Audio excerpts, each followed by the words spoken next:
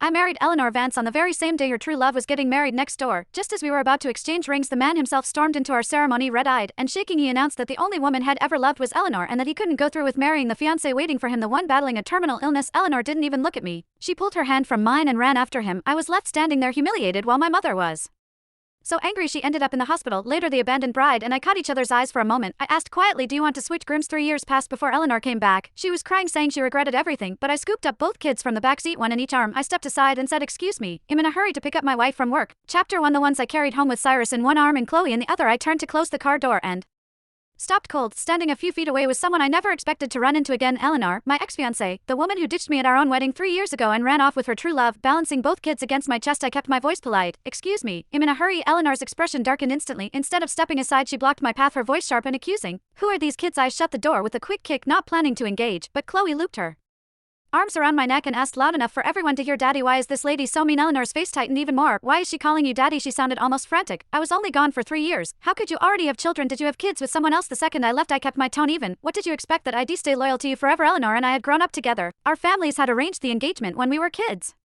and I'd always known she had feelings for someone else. I'd tried to call off the engagement more than once, but she refused every time, swearing she loved me and wanted to marry me. I chose to believe her, until the wedding day. Her true love dropped to his knees in front of her, sobbing as if he'd break apart. She panicked right there at the altar, then she ditched the ceremony still wearing her gown and ran off with him. The fallout was humiliating. My parents shared the shame. My mother even fell ill from the stress and ended up in the hospital. People who'd always resented me suddenly had ammunition whispering behind my back that I'd been a backup plan, a pathetic fool. I'd hated Eleanor for a long time after that, and I never thought I'd face her again. 3 years later, she clearly hadn't expected me, usually the polite, mild one, to cut her down so bluntly. For a moment she just stared. I shifted the twins and tried to walk past her, but she grabbed my arm. "Ethan, can we talk?" I was about to refuse her when my phone buzzed in my pocket. "That's Mommy calling." Cyrus fished it out and put it on speaker. My wife's cool, steady voice filled the air. "Ethan, why aren't you here yet?" Chapter 2. Wedding day betrayal. Before I came, I had told my wife, Gemma Hayes, that I'd be picking her up with the kids. Luckily, her call arrived just in time to save me from an awkward situation. That night before bedtime, I read stories to our twins. Chloe, her wide, innocent eyes fixed on me, asked, "Daddy, does that strange lady like you?" Before I could answer, Cyrus jumped in from the side. "Of course she does, Daddy's so handsome." I felt my cheeks heat up and quickly told them not to tell their mother about today. We'd had 3 years of a happy marriage. I didn't want to stir up misunderstandings. After tucking the twins and I returned to the master bedroom, Gemma was already lying on the bed with her back to me. I turned off the main light, and as soon as I slipped beside her, she rolled over and pinned me gently.